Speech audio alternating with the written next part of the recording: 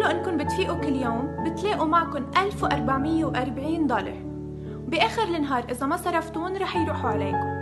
شي طبيعي إنه تصيروا تخططوا كيف بدكم تستعملون. نحن منفيق كل يوم وفي برصيدنا 1440 دقيقة.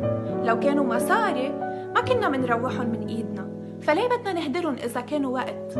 مزبوط الوقت منحصل عليه ببلاش، بس هو ما بيتقدر بتمن، لأن الدقيقة اللي بتروح ما بترجع. اسألوا شخص سبقته الطيارة أو شخص زمت من حادث سيارة بخبروكن قد ايه الدقيقة بتعمل فرق.